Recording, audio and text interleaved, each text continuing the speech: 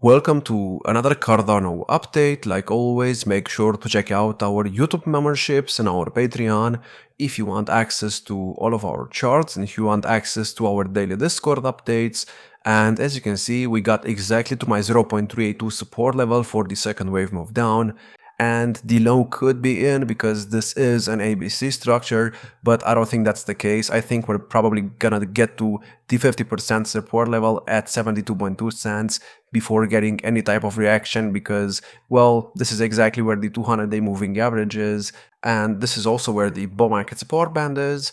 And getting to these lows would also get us to the oversold territory on the 4-hour RSI, which would be a good thing because the last time we got to the oversold territory was right here when we were at 68 cents, and before that it was down here when we were at 50 cents. So we're just waiting to get, oversold right now, and this correction is probably gonna take maybe a week or two. As I said, we're still expecting Bitcoin and Ethereum to continue going down for the next couple of weeks, at least based on what happened in the previous couple of cycles. And speaking of that, Ethereum still did not get to my 0.382 support level. However, as you can see, it did get a lower low right here, so we're still waiting for this to happen, and we're also waiting for it to get to the oversold territory on the 4-hour, so it's pretty much the exact same thing as the ADA chart.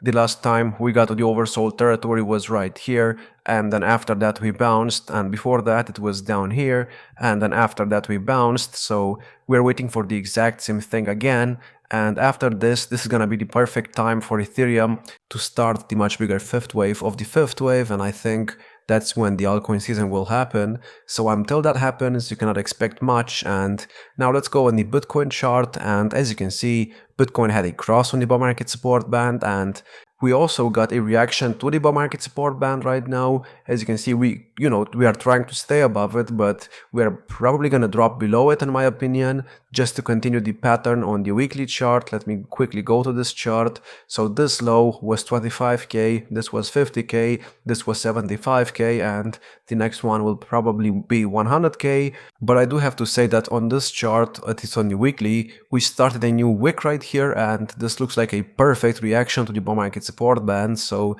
if we get a bounce next week, it's not gonna surprise me because this is pretty much all we need. But please keep in mind, we had a cross on the bull market support band, and the last time that happened was right here. After the cross, as you can see, we tried testing the bull market support band here, and we actually failed, and this move right here happened in a week. We went from $96,000 all the way down to $78,000, and this was scary, and I think something like this could happen again. Here we also tested the 200-day moving average, and I don't think we're gonna get this over here. I think we're just gonna get a wick to the downside to the 200-day moving average, and then we're gonna bounce. So we might drop to $100,000 just for Ethereum and Bitcoin to finish their corrections, and then we could start going up. And if you look at the RSI on the weekly right here, as you know, we have a very important trend line right here on the weekly, like I said, and this trend line might be tested because it was tested in every single correction in this cycle so far.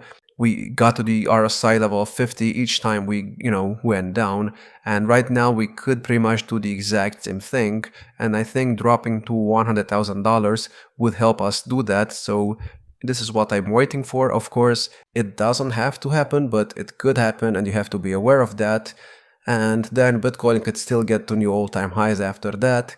Now let's quickly talk about Bitcoin dominance as well. So there's no shock here. I mean, on the weekly chart, as you can see, I've had this trend line on the RSI for a couple of months at this point, and as you can see, we got a reaction to the trend line, meaning we might get a bounce, and I told you this a couple of days ago, maybe even a couple of weeks ago at this point.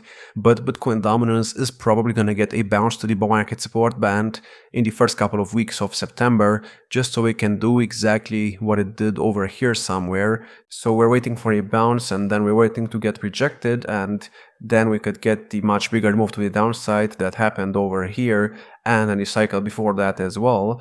So yeah, that's what we're doing on this chart, and as long as we stay above that moving average right there on the weekly RSI, I think Bitcoin dominance will probably be at around 41% by January of 2026, at least based on the other two lows that we have of the previous 2 cycles.